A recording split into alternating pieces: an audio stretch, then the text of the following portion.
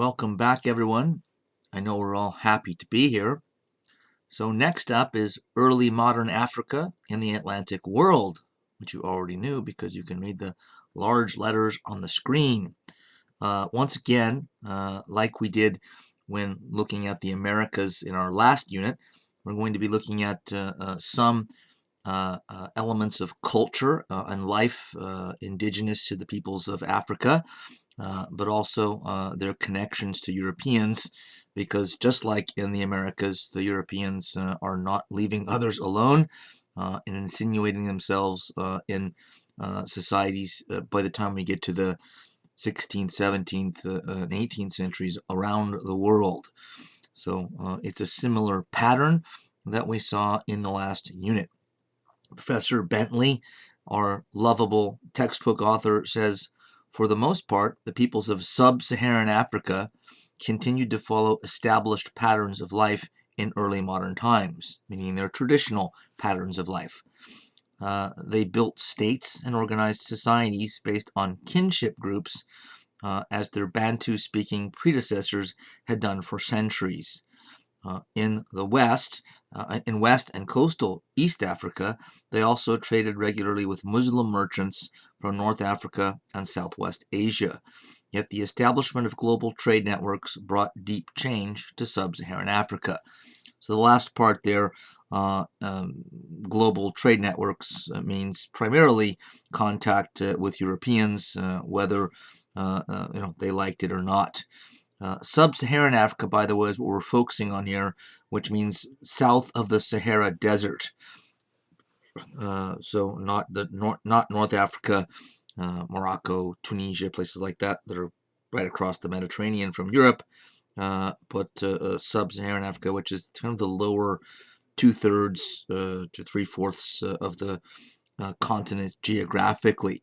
Bantu-speaking predecessors is a reference to the dominant sort of language / cultural group in earlier times that had huge impact because these were migratory peoples, and so they spread their life ways as well as their language to many parts of Africa, oftentimes blending them with the peoples that they came in contact with who were already living there.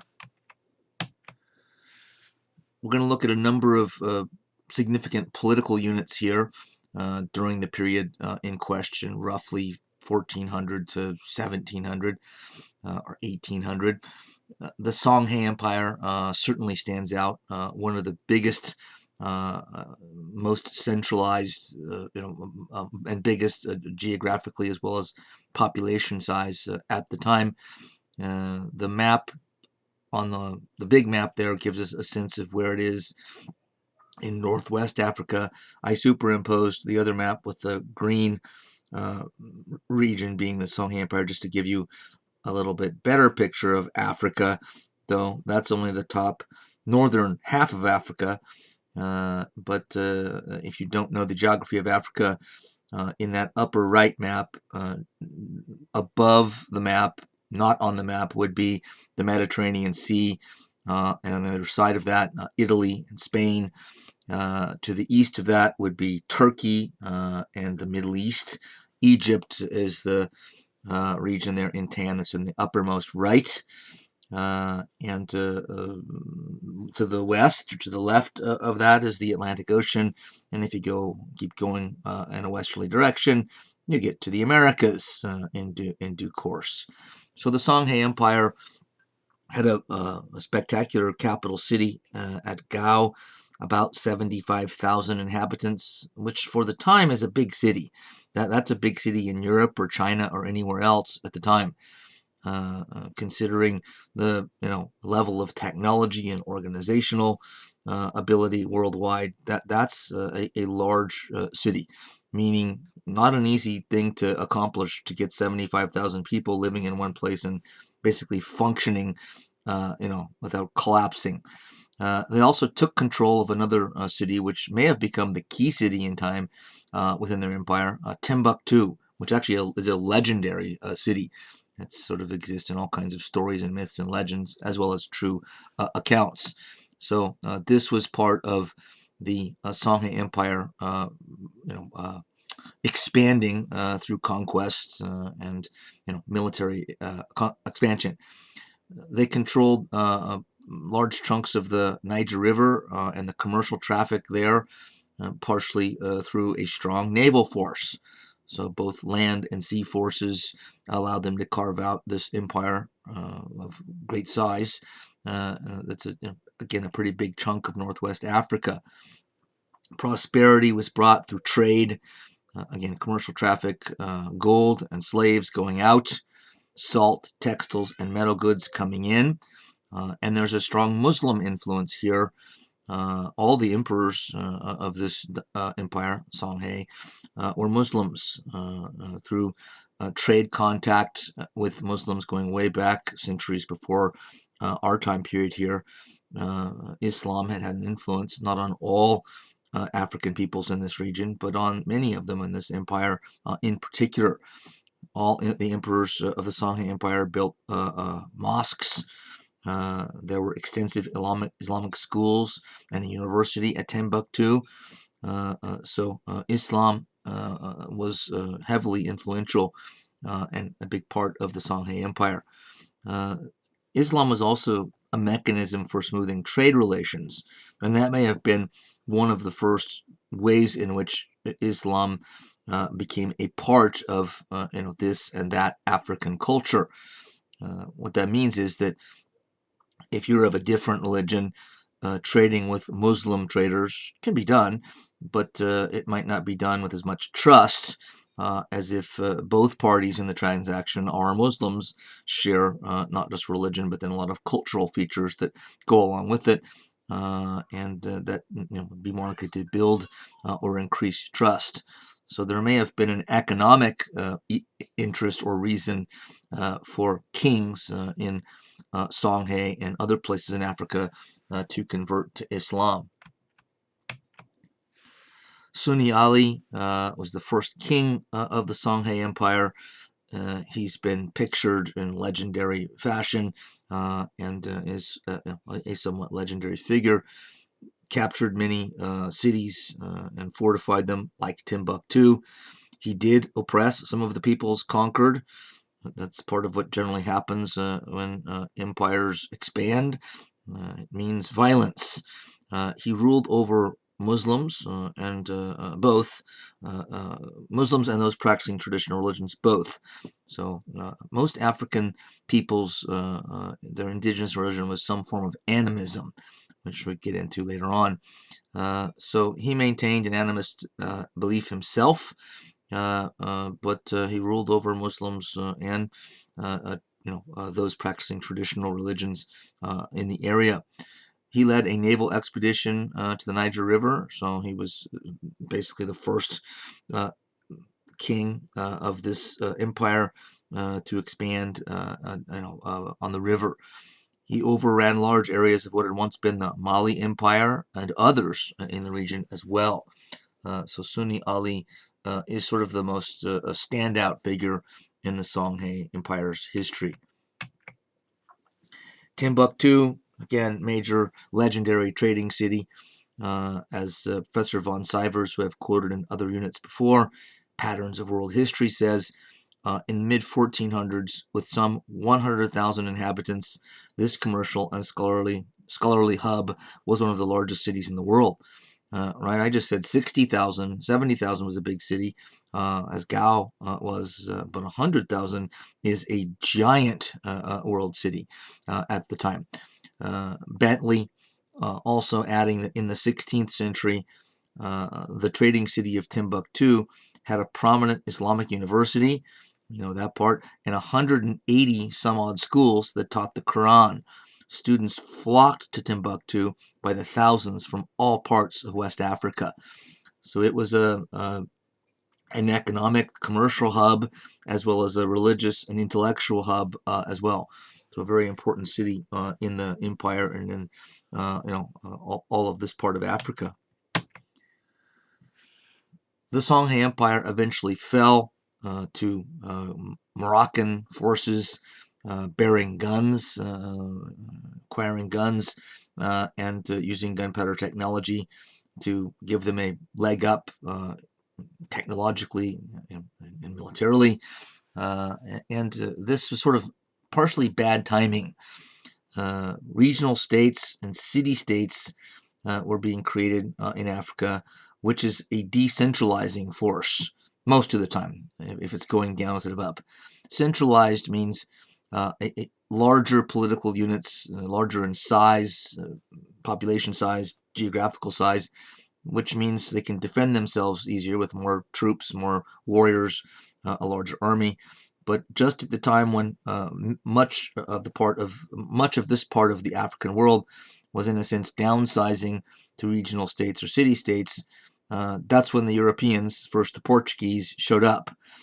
So it ended up being an unlucky conjunction, an unlucky accident of contingency that the Atlantic trade, again, Atlantic exploration by the Europeans, happened at this time.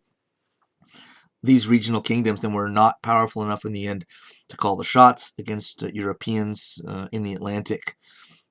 Separate events, different places, coming together at one unlucky time for West Africans. That's what sort of conjunction means, at least applied to history. When two historical forces, seemingly previously unrelated, happen to kind of accidentally collide, and it causes a change, that's conjunction.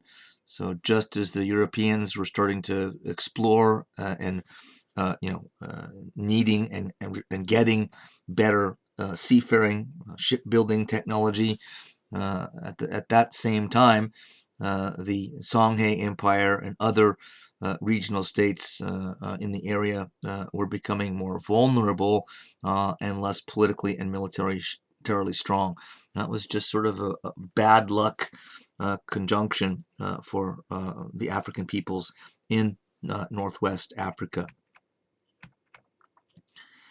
From there, and this is part of the decentralizing tendency, because after the Songhua Empire fell, that's one centralized kingdom gone, and the biggest one gone. So now it's more regional and more decentralized. So other regional, sometimes called tributary, kind of meaning kind of on the sides, on the outskirts, on the fringes, states led by the Asante, at least are the most famous, but also the Oyo, Dahomey, and Benin. There's a big city, Benin, that rivals some of the others we've already mentioned. I'll just pick out the Asante as an example of this. One book on sort of the clash or the collision between Europeans and indigenous peoples around the world talks about the rapid expansion of the Asante. The Asante, he says, who dominated the Gold Coast, which is sort of it's the west coast of Africa, but if you look on the map on the right, the coast is to the south at the bottom, but that's because Africa as a continent takes kind of a turn inward before it sort of the coast moves north and south again. So we can go back and see this. I'm not sure it's visible in our earlier slides. We're not making you dizzy. Apologize. You can kind of see it in the upper right map there, right? So you just underneath the green Songhua Empire, the coast goes from being along the kind of northwesterly lines to going turning and going strictly east to west before turning back down and going north-south again. So this is the area, the Gold Coast area we're talking about, where the Asante held sway for quite some time. Sorry, I wanted to give you kind of a visual on that, and you can see that here. There's just there's no context because you don't see kind of what's around it on the map. The Asante kingship seems to have been based almost completely on the ability to rule, or the ruler to acquire guns from the Europeans and control trade. And that means sort of it was based on a centralization of military and commercial functions. So the Asante got good at military operations and commercial activity. a region dense in settlement, containing a sizable town and large numbers of cultivators, meaning a lot of farmers. Equipped with muskets, they furnished initially by the Dutch. The Asante expanded in all directions. So they're another group in Africa that acquired guns from the Europeans and used those to effectively expand their territory through conquest in war. One of many groups virtually forced into the slave trade. And we'll see some more as we go along here. What do I mean by that? Well, Europeans, once slavery became a major part of the labor force, particularly in the Americas, as we know, the Europeans are at this very time laying down colonies in the Americas. So once slave labor is in huge demand in European colonies, the Europeans at first had their own, much of the time, their own slave hunters and catchers go to Africa, to the coast, and take slaves by force, of course, against their will. But over time, they didn't do that any longer, or at least very much, because they saw that they could lean on African groups to do so. And they would enter into a trade relationship with them, which we'll also see later as well. That meant that the European slave ships come from Europe laden with manufactured goods, which peoples all over the globe loved. European manufactured goods were popular. Every pots, pans, knives, guns, etc. And those would be traded for slaves. But then how were African peoples virtually forced into the slave trade? Because I just said they just made a deal. We'll give you the slaves if you give us the manufactured goods. The reason that this ended up being coercive and gave African groups basically no choice was that everybody knew that if the Portuguese or the Dutch or whoever it was came to make you that offer of slaves for manufactured goods and you said no, they're going to make that offer to your neighbors. And if you accept the offer first, then you're going to be required to go over to your neighbors with guns and force some of them into slavery and bring them back to the coast and sell them to the Europeans. But if you say no, it's going to be reversed. Your neighbors are likely to say yes, and now they're going to come and hunt you down with guns, and you'll be the ones enslaved and sent to the Americas in sort of the ghastly slave trade. So it left African groups like the Asante and others in a horrible position. There are really no good choices here, but you could see why they would choose the one that's going to at least allow them to carry on their way of life, as opposed to the one that's going to see them sold away and moved away against their will into brutal, and inhuman conditions, slavery. The Swahili city-states of East Africa, another significant area where wealth and power accrued during the time period in question. The map, again, is the eastern coast of Africa, so the other side of where we've just been looking. If you go off the map to the right, to the east, you're kind of moving out into the Indian Ocean. If you keep going up the east coast of Africa, you get to Egypt and the Red Sea, the Persian Gulf, Middle East area. This is now where you can see on the map where Kenya, Somalia, Tanzania, Mozambique are. But a huge area of coastline, as von Sivers tells us. During the period 600 to 1450, the Swahili people emerged as an indigenous African population of Muslims primarily. So another area where the Muslims from the Middle East and Persian Gulf areas had penetrated and converted lots of people to their religion. They formed a society with common features, but were divided into dozens of city-states along a 2,000-mile stretch of the African east coast.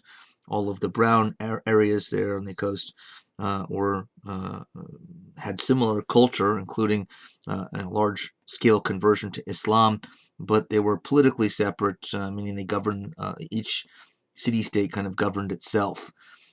They also adapted themselves to long-distance trade, as well as to Islamic civilization and religion.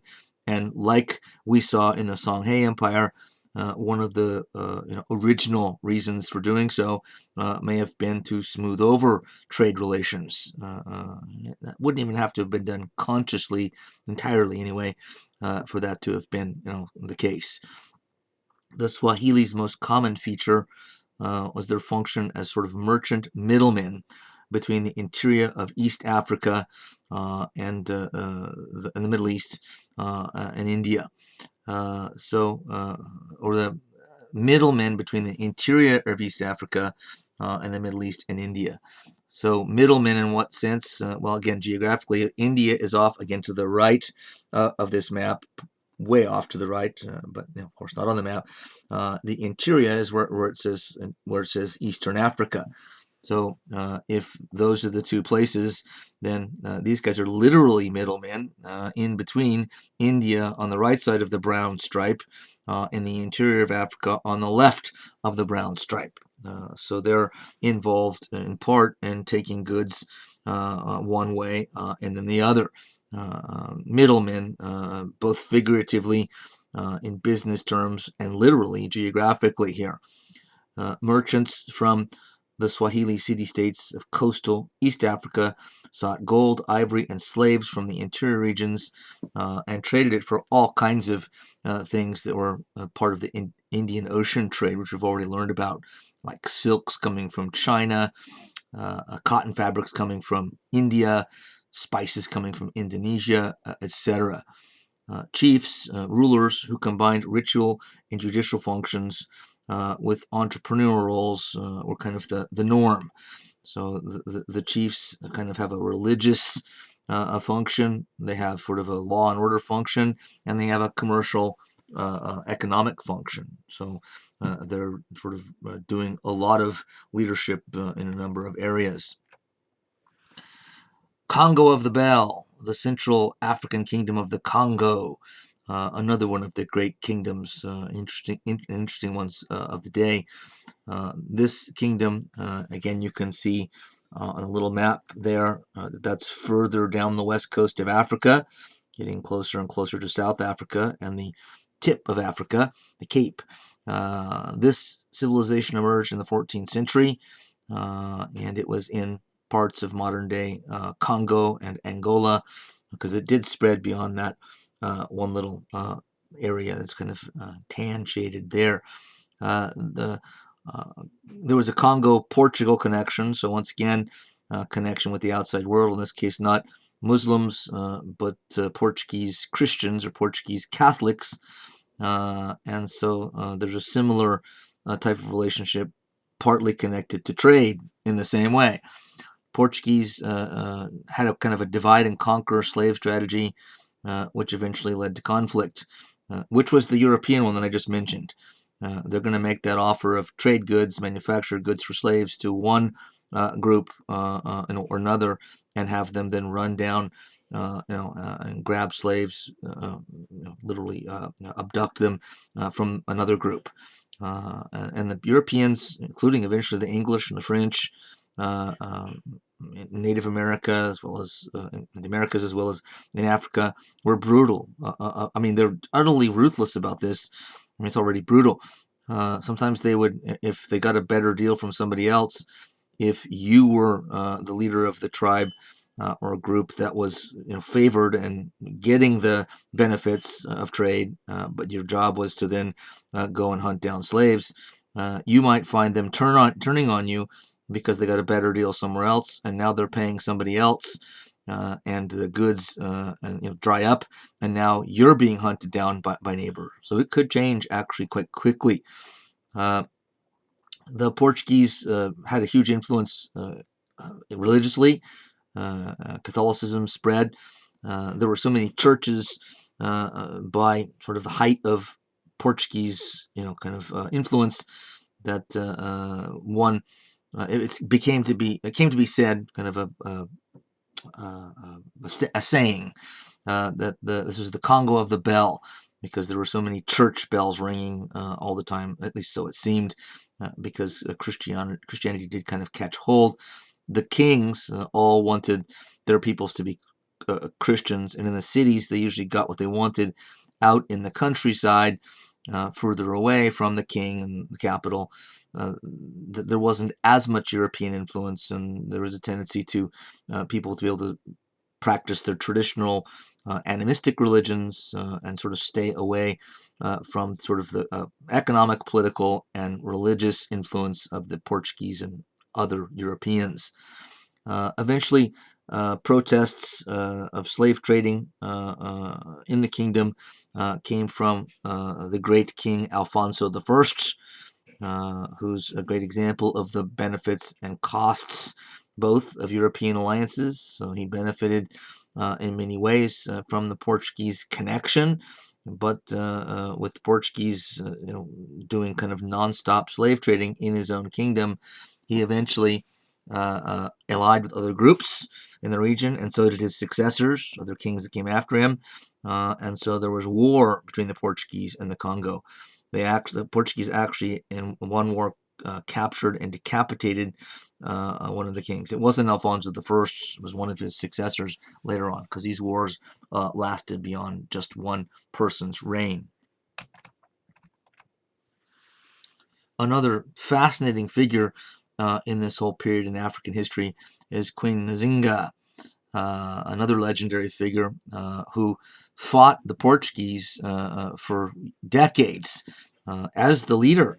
The Angola, referred to sometimes as Dongo, the Portuguese were sort of, that's their version of that name, had become a powerful regional kingdom in its own right. Again, which is in sort of Southwest Africa now, Angola, partly by lucrative trade with Portugal, but a clash appeared imminent, or at least appears to us imminent, eventually, kind of for the same reasons we've been looking at. Bentley says the conquest of Angola did not come easily. For 40 years, Queen Nzinga led spirited resistance against Portuguese forces. Nzinga came from a long line of warrior kings. She dressed as a male warrior when leading troops in battle, and insisted that her subjects refer to her as king rather than queen. She sometimes went so far in playing male roles as to travel with a group of concubines, young men dressed as women companions of the king. She mobilized Central African peoples against her Portuguese adversaries, and she also allied with Dutch mariners who traded frequently on the Atlantic coast. Her aim was to drive the Portuguese from her land, then expel the Dutch, and finally create a vast Central African empire embracing the lower Congo basin. So she, at a time, keep in mind, where basically everywhere in the world it was expected that it was men who were the leaders of a group of people or a kingdom. This was a queen, a woman leader, and she, maybe there were other reasons too, but she felt it in her best interest to portray herself as a man, at least in part, to get sort of less opposition to her leadership. So on the left, you see a modern depiction of Nzinga from a movie. On the right, a more traditional a picture as well. But she was a very accomplished leader, and it says something in that she held off the Dutch for basically 40 years. The Portuguese and Dutch for 40 years fought against them, and successfully. The fact that it says Portuguese Angola does tell you that it eventually became a Portuguese colony. So the Portuguese won out in the end. But considering that the Portuguese had, huge advantages technologically, gunpowder technology, etc., shipbuilding technology, it took a great deal of leadership and commitment and ability by Nzinga and her people to hold out and fight for that long. Dutch arrival in South Africa. So the Dutch are getting involved in this colonial game as well. They did sometimes see it as a game. Bentley saying, Dutch mariners built a trading post at Cape Town in 1652, which is on the southern tip coast of Africa, South Africa. With the aid of firearms, they claimed lands for themselves and commandeered Khoi, or the Hottentots. The Europeans called them labor with relative ease. So they basically enslaved the Hottentot. By 1700, large numbers of Dutch colonists had begun to arrive in South Africa. Their conquests laid the foundation for a series of Dutch and later British colonies, which became the most prosperous possessions in sub-Saharan Africa. So the Dutch and the British would later fight each other quite a bit over control of this territory, but it was the Dutch that got there first. So the Dutch are doing much the same that we've seen the other European countries doing in the Americas and now in Africa. Looking at religion a bit more specifically now, there were a lot of attempts to Christianize African peoples, as we saw with Native Americans as well. And there was a tendency here to practice religious syncretism, as it's sometimes called, blending the old with the new. So what does that mean? Well, and it just stands to reason that this would work better, and it did tend to work better. But you could just try to convert someone, and this was tried too in various places, to a different religion than they grew up with, just by saying, giving them sort of the full, here's our religion, you've got to give up yours and take ours 100%. Religious syncretism is a way to blend religions together.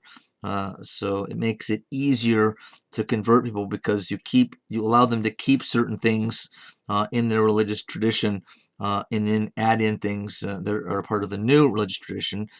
In this case, Christianity and Islam and Catholicism, both, and it's kind of a clever way to get people interested. And Europeans and Muslims found ways then to find things within African, indigenous, animistic religions that were similar, or could be at least thought of as similar, presented as similar to the traditional religion, and say, hey, our Catholic saints are like your, whatever it might be, and get them kind of to hook them that way.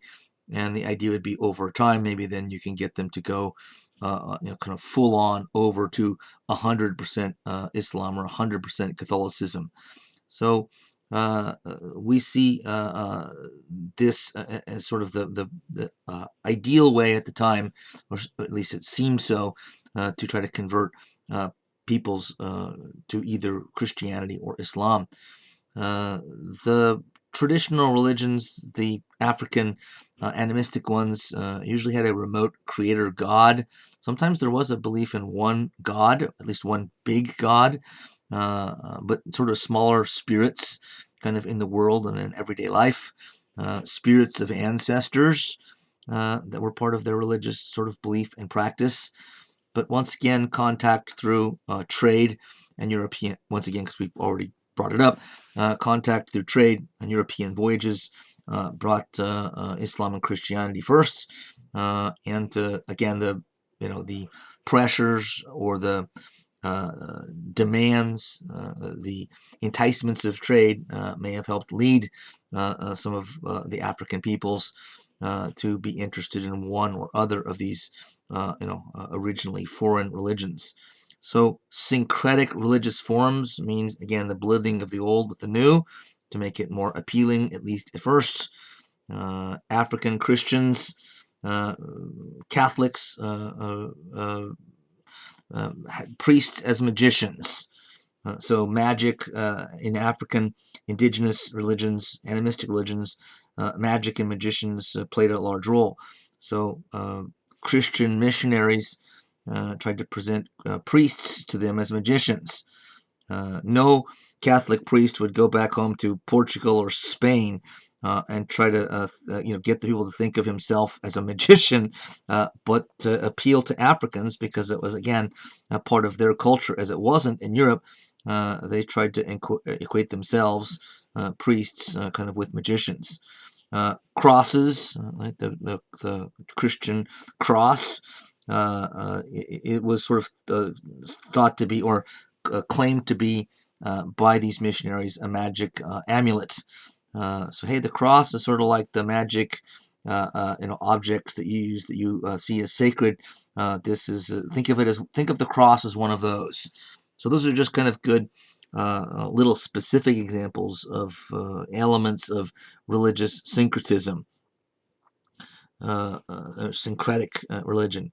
Islam and Christianity were practical for trade and politics with the outside world. What you see happening in many parts of the world, including the Americas, I don't think I said this before, is European missionaries, Christians. The same was probably true of Islam. I know less about that part of it in this case, but working hard to convert families and communities to Christianity, and thinking that they'd done so, only to find, to their horror, that the African or Native American peoples were basically practicing both religions, and sort of saying, yeah, the Christian, the one Christian God, that all-powerful, all-knowing Christian God, is great for the big things in life, but our kind of small little everyday spirits are good for the little things in life. And it horrified Christian or Catholic priests because they didn't think of that as a legitimate conversion. Then you've got to be you can keep the elements of your religion that we've kind of allowed, that we've said, hey, magicians are like priests, amulets are like crosses, but not other things. That's not legit. But it was quite common, whether they liked it or not. But there was some pure conversion to other religions. Alfonso, I've already mentioned, of the Congo, was a devout Catholic. He just sort of went full on over to Christianity, and was a very, very serious Catholic, and you didn't really have to do the syncretic thing with him, and to many of the leaders of African kingdoms and regional kingdoms or city-states. The influence of Islam in Africa then was great, as we've already seen. Not many Africans at first were interested, and we've seen that with Christianity and Islam, it was a tough sell for average people, the masses, more so than the kings or the nobles, the upper classes. Most conversions happened in urban areas. The rural areas were sort of further away literally, and so the European missionaries didn't get there as much. The Islamic influence didn't go into the countryside nearly as much. Timbuktu, not surprisingly, was a center of Muslim schools and learning. You're not going to find something like that again in the countryside. And we know that they did resort to religious syncretism. So in some ways, I'm summing up on this slide. Going back to Professor Bentley's own words, a brand of Islam that not only made a place for African beliefs and spirits and magic, syncretic, but also permitted men and women to associate with each other on much more familiar terms than was common in North Africa, Arabia, and Southwest Asia. This syncretic Islam struck many devout Muslims as impure and offensive. So this is another issue that came up. Some Muslims, already Muslims, say from birth, from an Arab country or kingdom, when they heard about this kind of thing, they said, "What? You're allowing them to hold on to, elements of their own religion and still calling that Islam? That's impure and unacceptable." And there were some Christians that thought the same thing about Catholic priests allowing certain traditional African religious practices to remain in their religious practice as part of Christianity. But it certainly was a practical way to try to convert people. It would make sense just on logical grounds, if not others. A good example of the influence, the Muslim influence on Africa, are the people known as the Fulani. They were originally pastoral, meaning they were herders and moved around, didn't live in one location in West Africa. The dress you see in the right, that sort of costume clothing is quite remarkable, very majestic looking. The Fulani did not, according to Bentley, by any means stamp out African religions, nor did they eliminate indigenous elements from the syncretic Islam practiced in West Africa, but they founded powerful states in what is now Guinea, Senegal, Mali, and northern Nigeria. So this one group, which was actually fairly small at first, but because they founded states in other places in Africa, they sort of helped to spread Islam themselves. So it wasn't just Muslims from the Middle East and the Islamic part of the world, already Islamic part of the world, that did the missionary work. Sometimes their early converts then took it upon themselves to spread the faith, the religion, even further afield. Christianity in Africa, again, a pretty tough sell. I say I put that with a question mark because it could be done, and it was, but not easily. The Portuguese Catholic missionaries certainly ran into frustrations in trying to convert peoples that had very different religions. Animistic religion, both in the Americas, in Africa, and other places, is quite different than Christianity. And once again, we see great interest among the African rulers, but not so much in the general public, and more in the cities, and not as much in rural areas. So they usually had to syncretize, do the blending with regard to the masses of people. It was easier to convert the kings and the leaders, who surely saw political and economic advantages to doing so, as well as religious ones. Some of them, like Alfonso, do seem to have been really pious. I mean, they took the religion itself seriously. All the things about God and heaven and sin and all those things. Some of them took them seriously, but for sure, kings and leaders saw practical reasons to convert to either Islam or Christianity. A good example of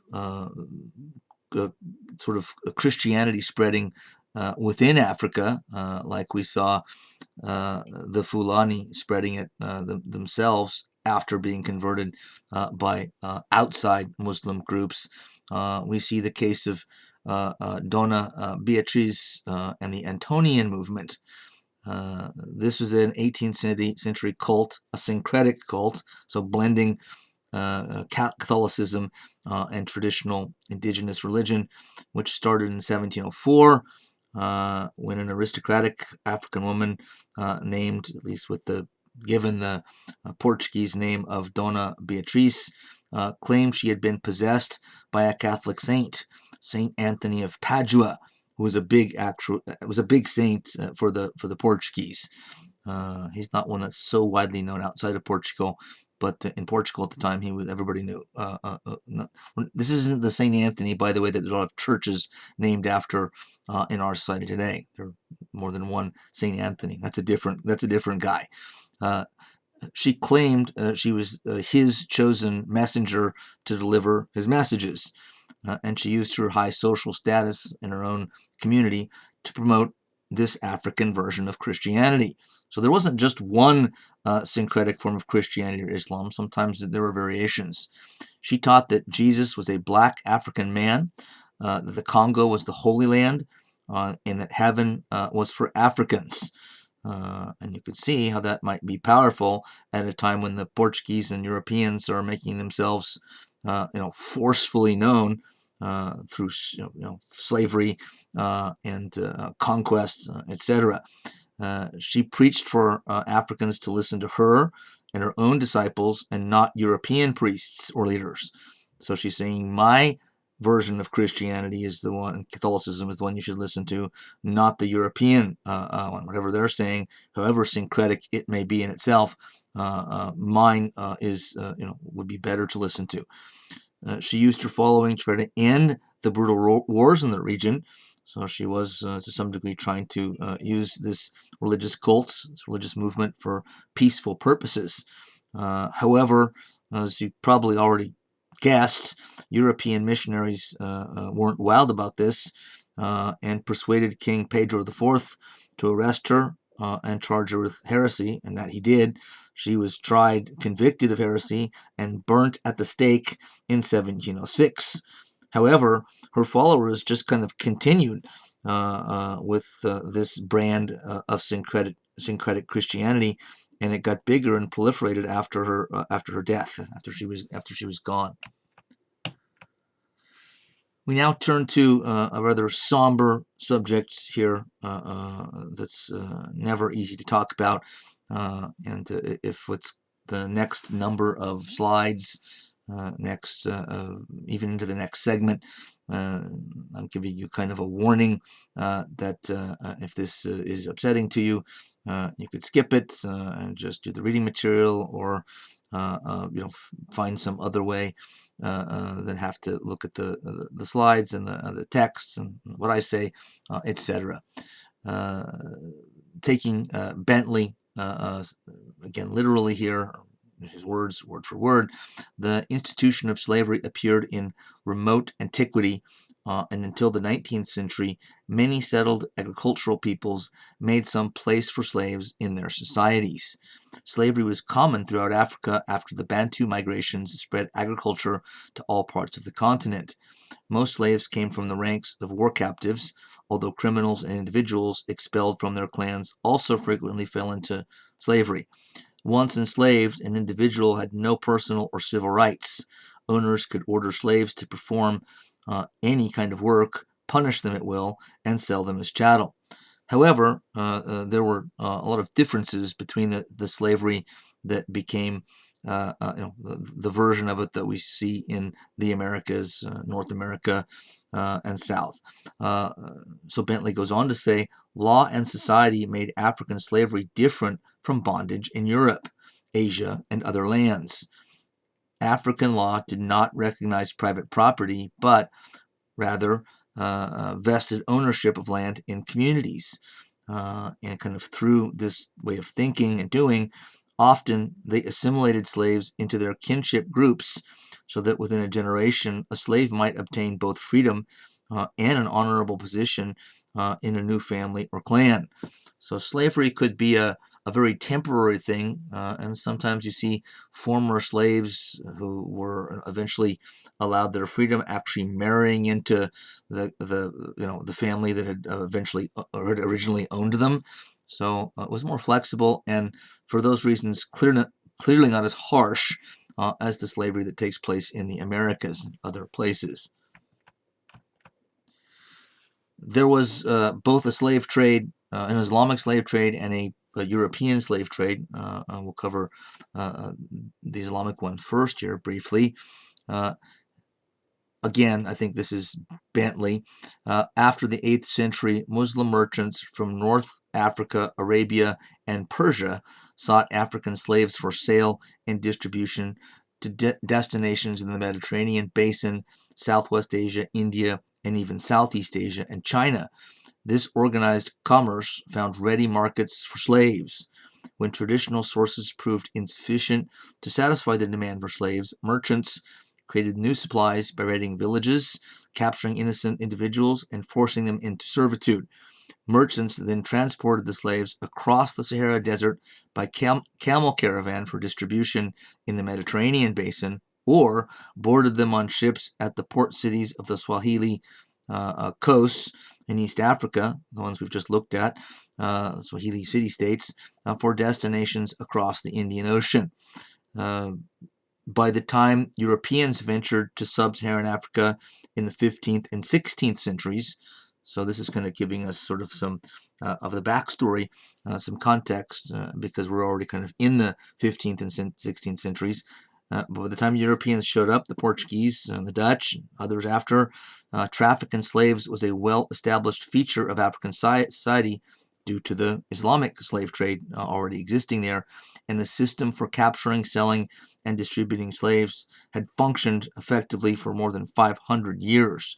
As many as 10 million may have been enslaved during this period as part of the Islamic slave trade. As far as the European slave trade, or what's sometimes called the Atlantic slave trade, and more on this to come, I have multiple slides on this. But to start with, Bentley tells us of all the processes that linked Africa to the larger Atlantic world in early modern times, the most momentous was the the Atlantic slave trade, which was mostly or all Africans as slaves. I don't mean all Africans were slaves, but all of the slaves were Africans. So from the 15th to the 19th century, European peoples looked to Africa as a source of labor for sprawling plantations that they established in the Western Hemisphere. In exchange for slaves, African peoples received European manufactured products. The last part of that we already know about. Slaves for manufactured goods proved to be sort of one of the key things that made this all go, I guess, and grow as well. But the sprawling plantations in the Western Hemisphere mean sugar plantations, tobacco plantations, coffee, plantations, etc. So the kind of cash crops that thrive only through, or thrive especially through plantation agriculture, were the types of enterprises where owners of land saw slave labor as the most lucrative, the most economical, profitable type of labor force.